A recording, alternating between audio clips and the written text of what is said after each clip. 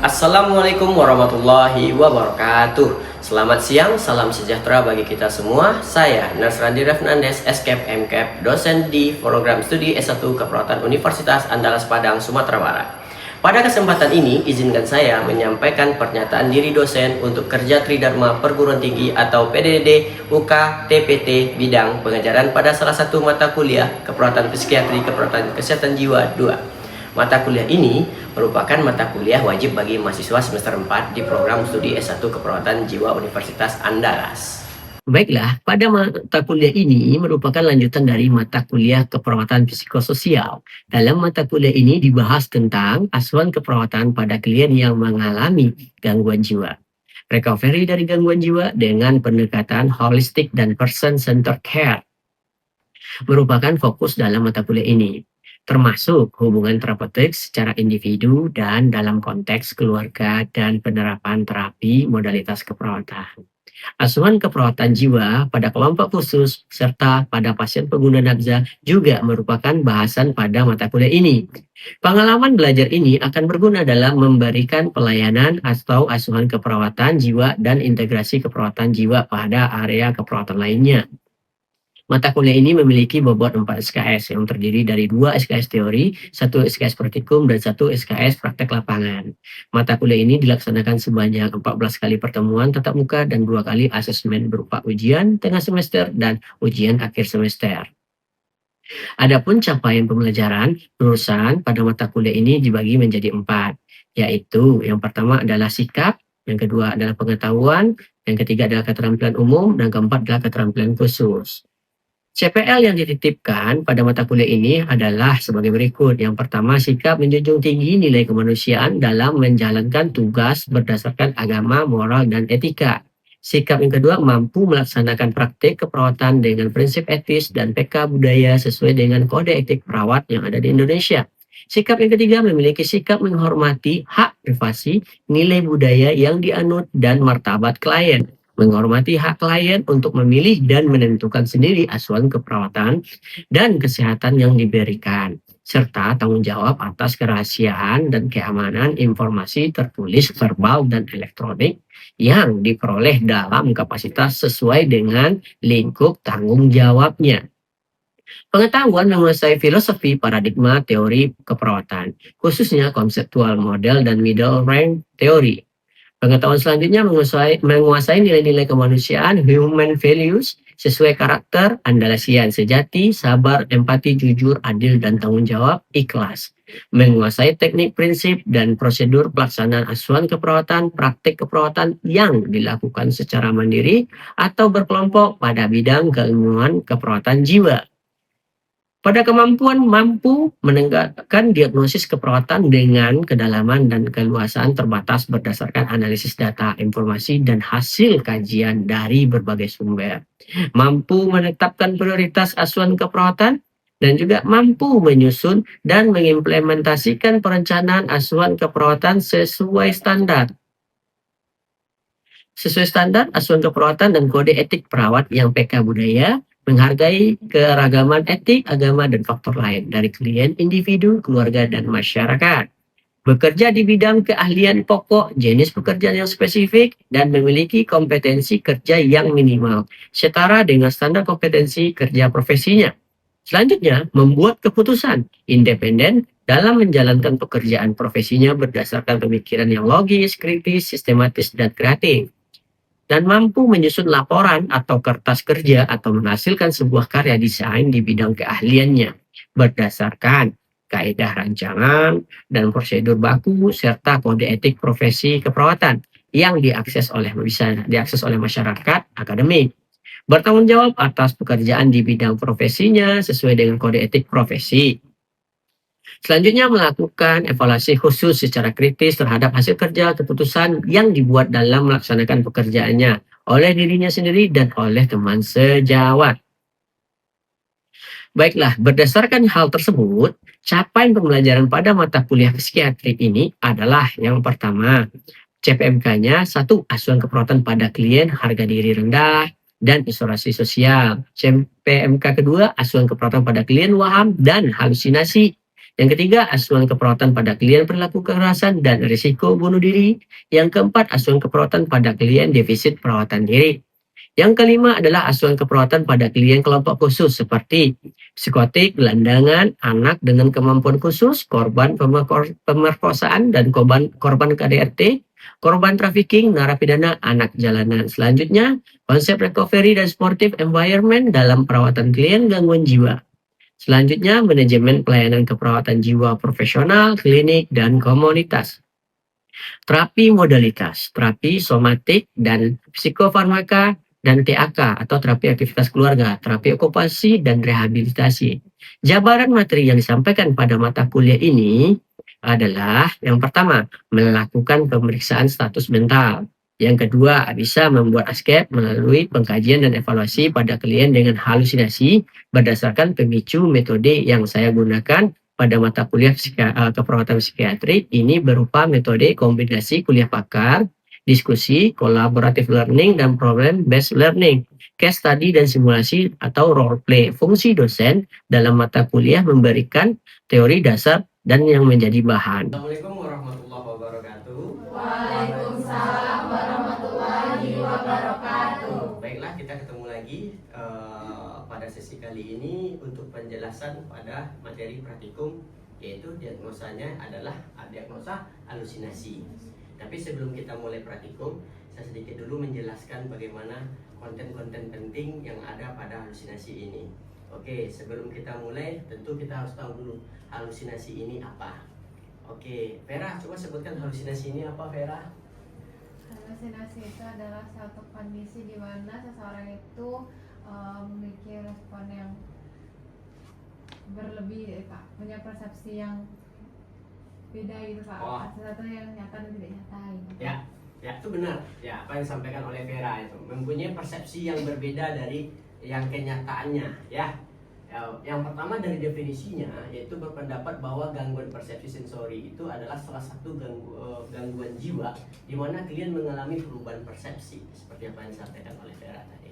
Ya, terus setelah itu, ya, ada tanda gejala yang ada pada halusinasi. Yang pertama adalah bicara sendiri, senyum sendiri, ketawa sendiri. Ya, siapa di sini yang suka kayak gitu, bicara sendiri?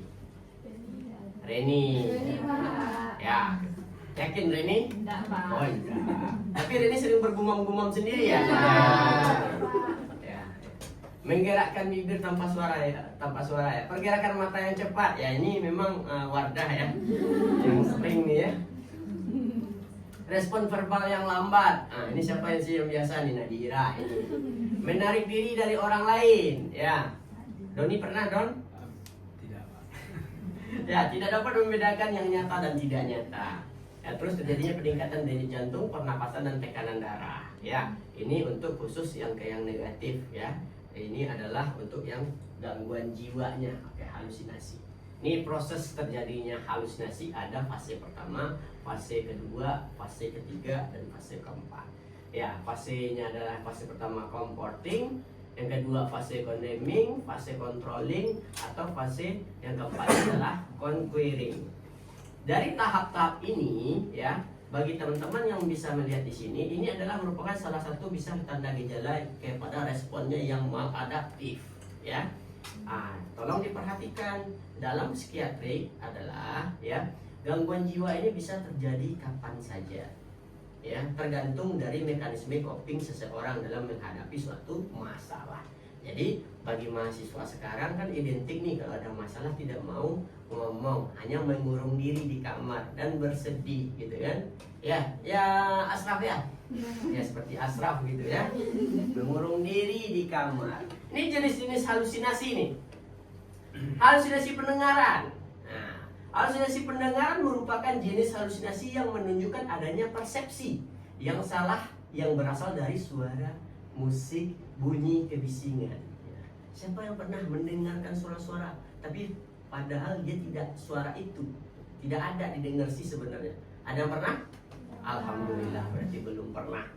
Halusinasi penciuman ini, dia mencium nih. Halusinasi penciuman merupakan jenis halusinasi yang melibatkan berbagai bau-bau yang sebenarnya tidak ada. bisa kayak bau-bau darah, bau-bau bangkai gitu ya. Nah, kalau di sini pada mandi semua ya? Iya. Naura ada mandi? Mandi. Nah, berarti tidak halusinasi kalau mencium bau-bau ya, yang agak kurang sedap berarti ya. Halusinasi pengecapan. Pengecapan merupakan jenis halusinasi yang berupa persepsi salah tentang rasa. Padahal dia pahit, tapi kok manis gitu ya. Tapi bukan kayak seseorang memuji masakan pasangannya ya, kayak Doni memuji pasangannya itu. Oh, manis kok deh, padahalnya asin gitu. Iya. Ya Don ya? Iya juga ya, pernah ya, pengalaman sendiri. Oke, halusinasi sentuhan. Nah, sentuhan. Nah, sentuhannya sentuhan yang bagaimana nih? Halusinasi sentuhan merupakan jenis halusinasi yang membuat penderitanya mengalami persepsi atau sensasi palsu, merasa disentuh. Ya, siapa sering begitu? Anda pernah?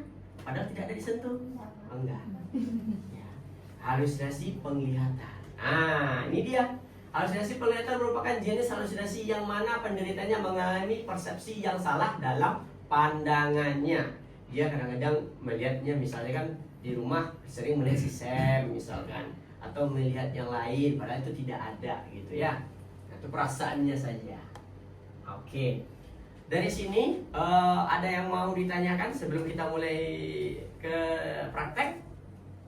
Oke, saya mau tanya nih sebelum kita mulai praktek. Ada berapa tahap untuk kita melakukan SP halusinasi? 3. Ya, 3 tahap. Tahap pertama apa? Orientasi. Orientasi. Yang kedua? Tahap kerja. Kerja. Yang ketiga? Terminasi. Terminasi. Berarti sudah ingat. Kita akan mencoba adalah halusinasi pendengaran. Ya, kita akan mencoba halusinasi pendengaran. Saya akan mencontohkan terlebih dahulu bagaimana langkah-langkah untuk memberikan intervensi kepada pasien dengan diagnosa halusinasi pendengaran. Siapa yang mau jadi contoh jadi pasien? Oke, kita contohkan Doni ya, setuju? Setuju. Oke, nah Doni silakan duduk, dicoba. Nah, saya akan mencoba menjadi perawat. Saya akan contohkan kepada kalian. Habis itu baru saya akan coba kalian mencobakan. Ya, oke, sip. Ya, Doni. Oke. Nah, gini aja. Nah, ini porsinya ada. Nah, Doni di sini, saya di sini. Yang perlu kita perhatikan adalah jarak komunikasi dengan pasien kurang lebih berapa senti? 30 cm. Harus diperhatikan ya. Kalau seandainya dia pasien RPK itu berbeda pasal. Karena ini cuma halusinasi. Halusinasi apa tadi? Pendengaran. Oke, saya akan mencontohkan bagaimana kita berkenalan dengan pasien. Oke. Saya akan contohkan ya. Selamat siang Pak Doni. Perkenalkan, saya perawat Randi. Saya berdinas dari jam 8 sampai jam 2 nanti. Ya. Bagaimana perasaan Bapak hari ini? Saya merasa banyak mendengar suara, Pak. Mendengar suara. Sebelumnya Bapak sudah mendapatkan intervensi yang lain dari pihak rumah sakit? Belum ada. Obat sudah sering Bapak minum? Obat sudah. Sudah. Oke. Rumah sakit sudah memberikan apa saja kepada Bapak?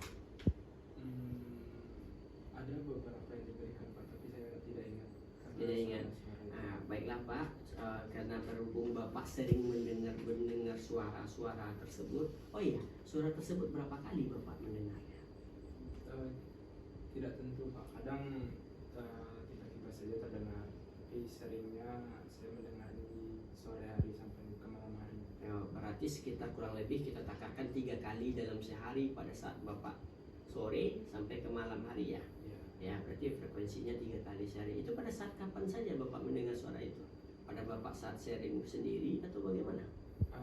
Saya sering sendiri, Pak. Jadi saat saya sendiri saya mendengar suara-suara. Oke, baiklah Pak. Jadi saya di sini akan mengajarkan Bapak yaitu bagaimana cara melatih atau mengurangi halusinasi tersebut dengan cara menghadik.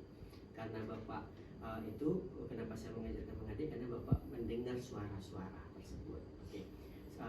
Untuk kontrak waktunya saya butuh waktu Bapak sekitar 10 menit dari sekarang. Apakah Bapak bersedia? Boleh. Boleh.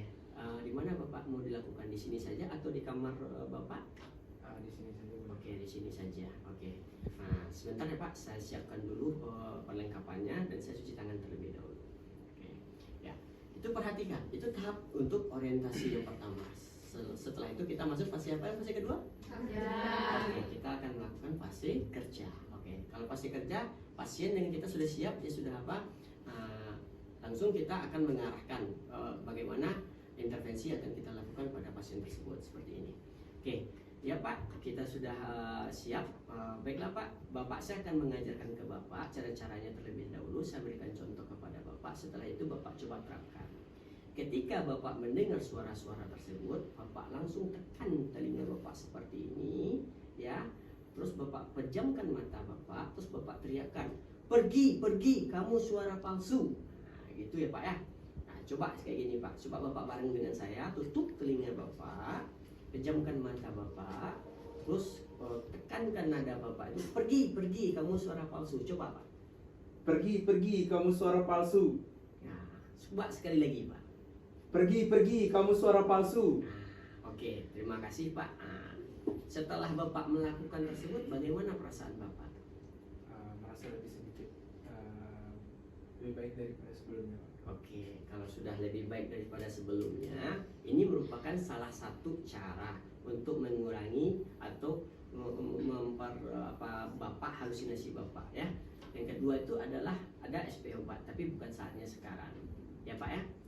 Untuk itu, untuk besok apakah Bapak bersedia? Kita akan melanjutkan pada fase kedua, yaitu fase minum obat. Boleh. Oke, baiklah Bapak, sekian saja waktunya. Saya pamit dulu, undur diri, ya Pak.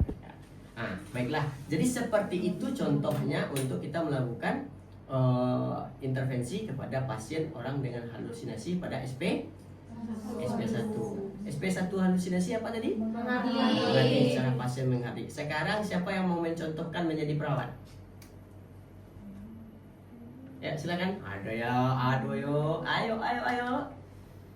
Oke, siapa yang bagusnya? Saya apa aja ya? Asraf, silakan Asraf. Coba jadi perawat. Oke, silakan maju Asraf. Ya, apa? Pasiennya tetap Doni. Ya.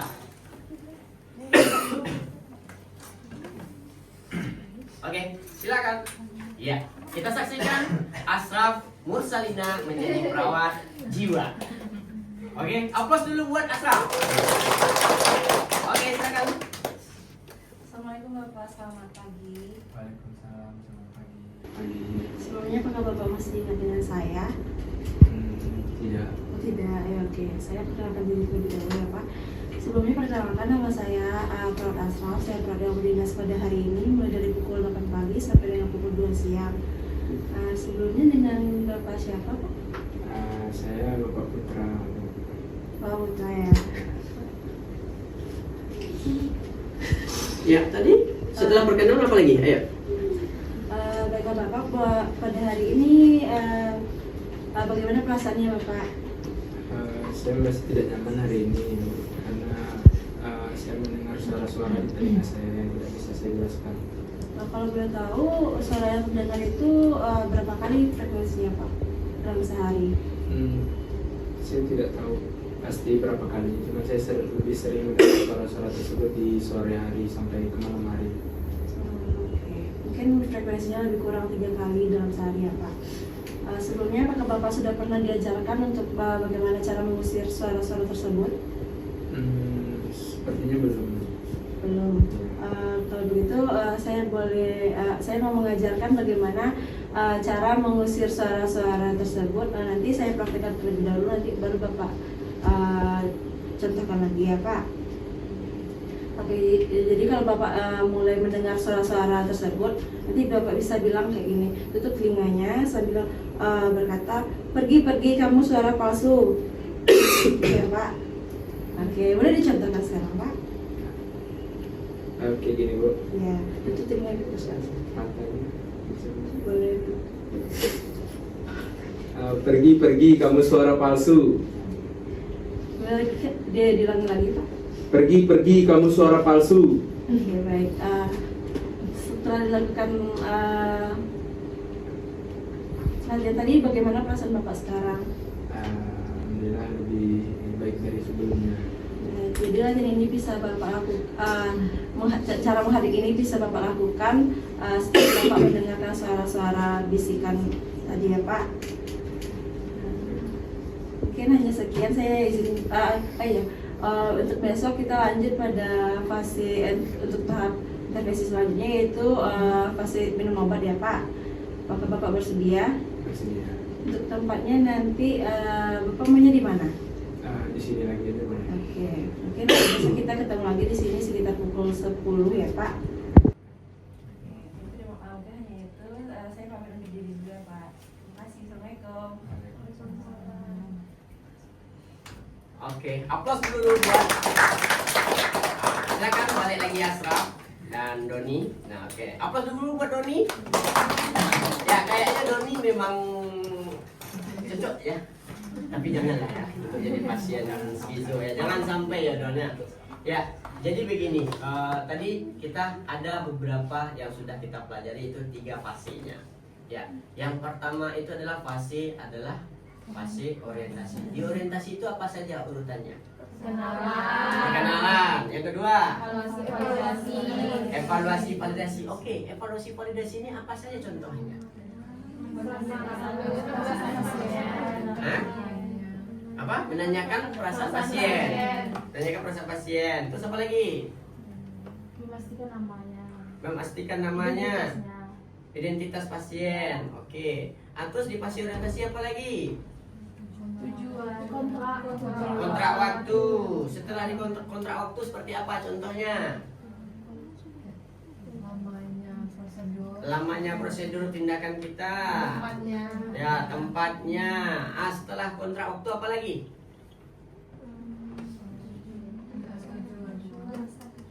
Jelaskan tujuan tindakan itu. Tadi Asraf sudah menyampaikan juga kan, lengkap seperti itu. Ya, setelah fase pertama selesai, kita lanjut ke fase kedua. Fase kedua itu adalah fase kerjanya. Nah, kerjanya sesuai protap, karena itu tadi adalah fase halusinasi pendengaran, langkah-langkahnya diikuti oleh pasien gitu. Fase ketiga, fase apa aja? Terminasi. Apa tuh? Apa saja urutan terminasinya? Oke, Reni apa? Evaluasi subjektif sama evaluasi objektifnya. Apa saja evaluasi subjektif? Yang subjektif itu kita tanyakan gimana perasaan klien setelah kita berintervensi. Kemudian kalau evaluasi objektif itu kita minta klien untuk mengulangi intervensi yang udah kita lakukan tadi, apakah dia ingat atau gimana. Mantap. Terus apa lagi? Kemudian kontrak pertemuan selanjutnya. Kontrak pertemuan selanjutnya adalah rencana tindak lanjut kita. Terus setelah itu apa lagi?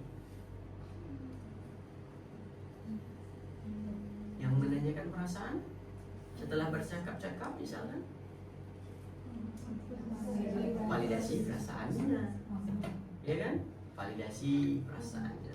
Yang paling penting sebelum 3 tahap ini apa? Pada pasien skizo ini. Apa yang paling penting mendasari agar pasien skizo ini bisa mau interaksi dengan kita? Apa? Bina hubungan saling percaya terlebih dahulu. Itu yang paling penting. Kalau tidak ada hubungan saling percaya di antara kita, tentu tidak akan terjalinlah chemistry-nya. Ya, tidak terjalin chemistry antara perawat dengan pasien, sehingga intervensi yang dilakukan oleh perawat dan pasien tidak jadi maksimal. Oke, di sini sudah paham semuanya? Berarti untuk minggu depan kita bisa untuk ujian? Bisa? Belum? Atau gimana kalau seperti ini? Jadi teman-teman besok ini pilih pasangannya. Ya, ini ada berapa? Iya kan? Kita ambil pasangan teman-teman satu-satu. Jadi besok kita ke pertemuan selanjutnya adalah bagaimana teman-teman satu berperan jadi perawat, satu berperan jadi pasien. Habis itu diceng. Ya. Habis itu diceng. Jadi seakan-akan kita harus menjalani dulu menjadi pasien skizo. Tapi yang tidak sebenarnya. Ini hanya untuk latihan. Oke? Ya. Karena jadwal praktikum kita hampir selesai, ya. Ada pertanyaan? Tidak? Bapak. Cukup? Yakin? Oke. Oke, saya coba evaluasi. Apa sih halusinasi? Oke, coba. Apa tuh halusinasi? Nah, oke, apa tuh halusinasi? Tadi yang jawab Vera sudah. Reni coba, apa tuh halusinasi? Halusinasi itu distorsi persepsi sensori palsu pada pasien di mana pasien itu tidak bisa membedakan itu rangsana eksternal ataupun rangsana internal Pak. Seperti apa? Kadang dia mendengar suara-suara itu dianggap itu suara dari sumber dari luar padahal itu di pikirannya sendiri Pak. Oke. Nah, seperti apa? Kadang dia mendengar suara-suara itu dianggap itu suara dari sumber dari luar padahal itu di pikirannya sendiri Pak. Oke, mantap. Yang kedua, apa tanda gejala halusinasi? Rida, coba tanda gejala halusinasi. Tanda gejala halusinasi. Coba. Mungkin Pak, seseorang itu mengalami tertawa sendiri. Ya, terus? Kemudian bicara sendiri, menarik diri. Kemudian tidak dapat membedakan yang nyata dan tidak nyatanya Pak. Nah, itu dia. Yang selanjutnya, prosesnya terjadi halusinasi. Naura, silakan. Coba apa prosesnya? Jadi proses halusinasi itu ada 4 Pak. Yang pertama itu fase comforting, yang mana fase itu masih menyenangkan. Kemudian yang kedua fase condemning itu atau ansietas berat, yaitu halusinasinya menjadi menjijikan. Kemudian yang ketiga itu controlling, ansietas berat, yaitu mengalami sensorinya menjadi berkuasa. Kemudian yang keempat fase conquering atau panik, yaitu klien lebur dengan halusinasinya. Mantap. Yang terus terakhir, jenis-jenis halusinasi. Siapa lagi yang belum pernah ya saya tanya? Poni. Silakan Poni, jenis halusinasi Pon. Ayo Pon. Jenis halusinasi itu ada 3 Pak. Yang pertama halusinasi pendengaran, di mana merupakan jenis halusinasi yang menunjukkan adanya persepsi yang salah yang berasal dari suara, musik, atau bisingan Pak. Yang kedua itu ada halusinasi penciuman, di mana orang itu mencium kayak ada bau darah atau bau muntah, seperti itu Pak. Yang ketiga itu ada halusinasi pendengaran, pengecapan, di mana orang itu merasakan kayak sebenarnya itu tuh rasanya manis, dibilangnya rasanya itu pahit gitu Pak. Nah, terus apa lagi? Selanjutnya itu ada halusinasi sentuhan, Ya. dimana itu misalnya kayak ada orang nggak ada yang menyentuhnya tapi dia merasakan merasa ada disentuh atau ada kayak ada ulat atau gimana di tangannya gitu Pak. Selanjutnya ada halusinasi penglihatan, dimana ketika seseorang itu merasa melihat sesuatu kayak hantu atau gimana gitu, padahal itu nggak ada. Ya, oke. Itu dia. Berarti kalau dalam pemberian intervensi pada pasien skizo berarti teman-teman sudah bisa, ya kan? Nah, sekarang yang paling penting dalam kita jadi seorang perawat itu apa? Kepada pasien bisa memberikan asuhan keperawatan yang maksimal, ya. Jadi perawat ini komprehensif dia. Jadi teman-teman mahasiswa tidak hanya pasien yang di rumah sakit, tapi yang ke jiwa juga harus jadi tangani juga. Yang paling mendasar salah satu di halusinasi ini adalah frekuensi halusinasi harus tergali. Berapa sering halusinasi itu muncul, itu ya. Paham tuh ya? Kalau konsepnya seperti itu, jadi teman-teman bisa sudah layak nih jadi perawat jiwa. Oke, sanggup jadi perawat jiwa? Yakin? Are you sure? Are you sure? Ansur. Ya. Semoga teman-teman sukses ke depannya menjadi perawat atau mau bisa menjadi perawat pelaksana juga, menjadi perawat yang berguna bagi nusa dan bangsa, terlebih bagi orang tua teman-teman. Ya, praktikum kita kayaknya udah selesai nih ya, pas jam 3 ini ya. Oke, terima kasih atas waktu dan perhatian teman-teman mahasiswa. Kita ketemu lagi minggu depan dengan diagnosa yang lain ya. Akhir kata saya ucapkan terima kasih. Assalamualaikum warahmatullahi wabarakatuh. Waalaikumsalam warahmatullahi wabarakatuh. Baiklah, demikian deskripsi singkat serta cuplikan proses pembelajaran mata kuliah keperawatan psikiatri yang saya ampu. Semoga dapat memberikan gambaran terkait kinerja saya di bidang pembelajaran yang saya lakukan, terutama pada mata kuliah di program studi sarjana keperawatan Universitas Andalas. Demikian yang dapat saya sampaikan, semoga bermanfaat. Wabillahi taufiq wal hidayah. Assalamualaikum warahmatullahi wabarakatuh.